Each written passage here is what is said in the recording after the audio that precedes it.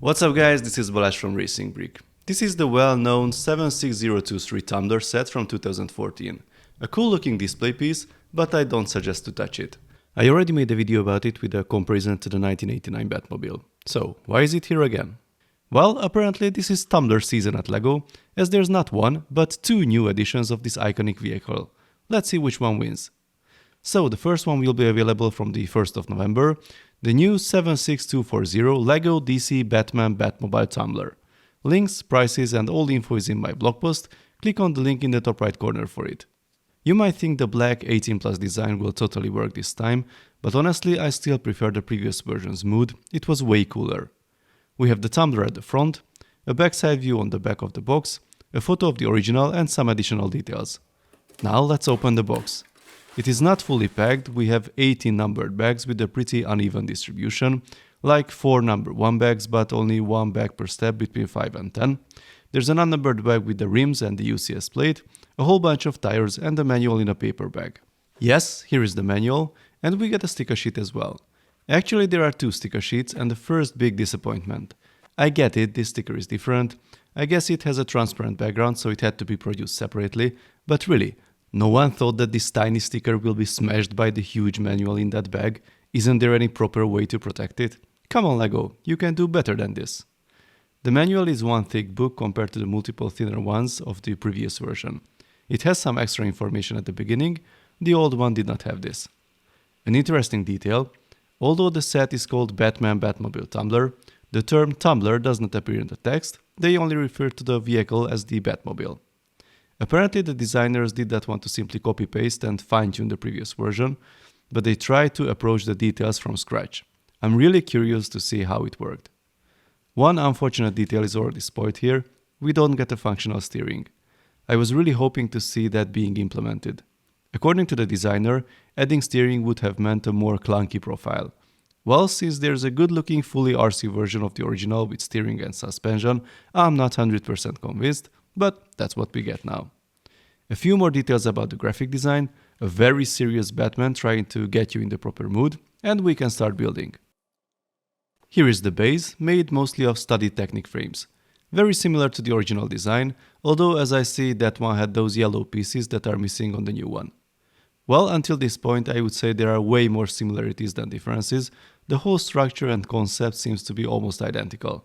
There are a few color changes like the missing yellow bricks, and an important difference is the small cockpit at the front that has more details this time, more about this soon. Here is the base with the seats and the studless Technic beams that will support the assembly of the rear axle and the cabin with a studied Technic core. The interior has a few minor differences, like the new stickers or the red 1x1 tile instead of the previous sticker. We still need to add a few more details and we are finished with bag 1. The main assemblies added in bags 2 are again almost identical, the seats, the side support, the cover for the rear section. Another small difference, that keyboard used to be printed, now it is a sticker. At the end of bag 3 we have the updated gauges at the rear, but the brown exhaust pieces are still the same. On the sides there are visibly more stud connections this time, this suggests some structural changes there. The designers did not change the concept of the front windows, although the windshield wipers are now added after the installation of the windows, just like the lights. Here comes a main difference, the printed window for that lower cockpit I mentioned. This is a detail that was missed by a lot of us in the previous version, so it's nice to see it added this time. The pieces between the windows are slightly different, but the rest of the structure in the middle of the roof is the same again, and of Vex 4. Going fully Technic again with the front wheel support, but it only got some very minor updates. It's a real shame that we did not get steering nor a working suspension, a real missed opportunity to significantly improve the new version. A few more details added here before jumping to the back. Now we are deviating from the original one, no fake suspension added here before the wheels. This time we got the off-road tires instead of the smoother original ones. I'm not sure everyone will be happy about this change. You need to be able to push the long axles through the rim and the wheel hub, and there's only one correct orientation for this. Better to push through the axle first and then rotate it to find where do the pins on the wheel hub match with the rim. The massive spacers are still the same. Make sure to pay attention to the correct wheel and rim orientation. The front wheels did not change, and the tumbler rolls at the end of bag 5. These gold plates are printed now instead of using stickers, and the paneling on the side uses more tiles for a smoother surface. Back 7 has bigger changes than the reverse order for the sides. The elements covering the front wheel support are visibly changed, and the actuators on the sides are now replicated with minifix key poles instead of the previous Technic pins. Build order was rearranged a bit. These panels only came later on the previous version. I was hoping to see an update with this panel, as it was already a challenge last time to find the correct position, but unfortunately only the actuator design was updated. The rear fake suspension is also added now, and we can see the glorious return of the latex bear as the rear exhaust. Luckily, this one only got some minor updates. The roof is completed. These easily removable assemblies did not change. Neither did these panels going to the back. This is the part where I really expected to see some improvements, but unfortunately it did not happen.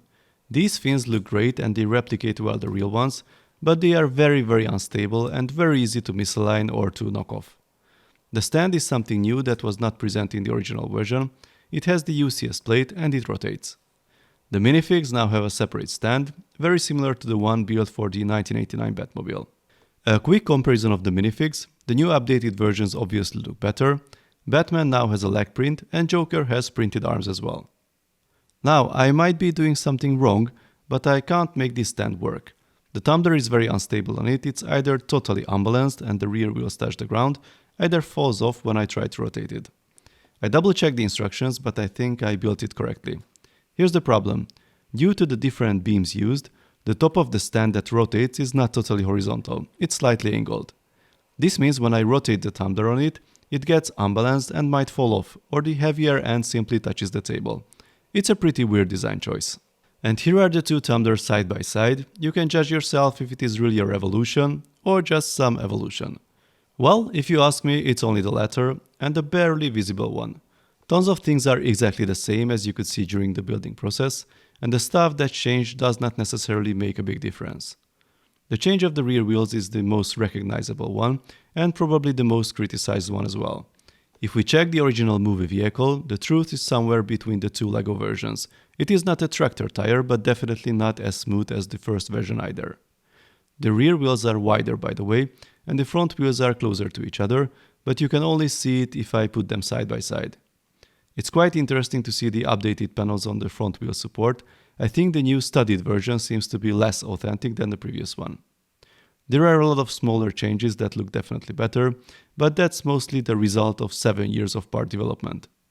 The section that really benefits from the update is the front window between the wheels. That part was totally ignored on the first version. The interior only got some minor updates, mostly the stickers were changed. About the stability, well, that's my big disappointment. I see no improvements. This might be still the only way to pick it up without accidentally knocking off something. Actually, that piece at the rear will still fall off for sure. The rear fins are the same, very easy to knock something off, and you need to realign them all the time. If you use it as a display piece and never touch it, then it's fine, but that might be the only way to store it. The front also has wobbly parts. Actually, these side panels are even worse now at the wheels. Previously this was solid, but now it can be moved around. And now let's take a look at the minifig scale version. The set is the 76239 LEGO DC Batman Batmobile Tumbler Scarecrow Showdown. Gosh, it seems to be made by a DC themed random name generator. Anyway, here is the model.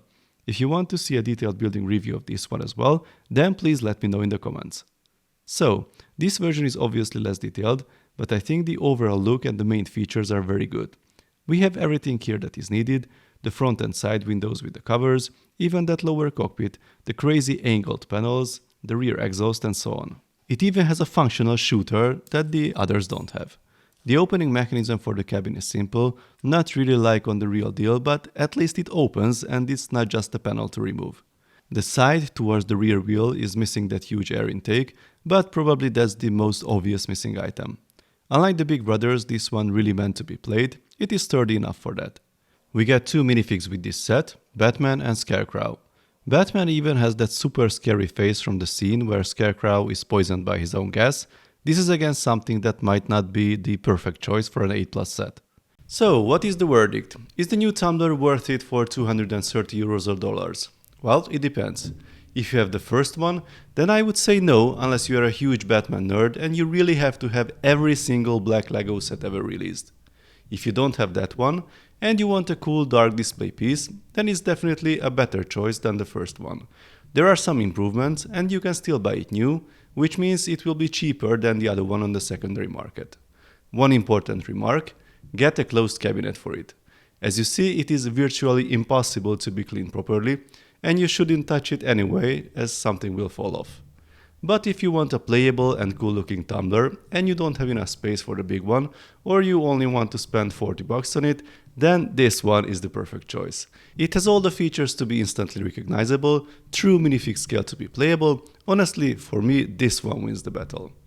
I'm not sure if you knew this, but the real tumbler was a fully functional beast, capable to do most of the stunts you can see it in the movies. 2.3 tons, 500 horsepower, insane acceleration and speed. That was the foundation of the Dark Knight trilogy, so anything replicating it should really be playable. I think it's a shame that the updated big version did not become more functional with steering and suspension, and of course sturdier to be worthy of the tumbler name.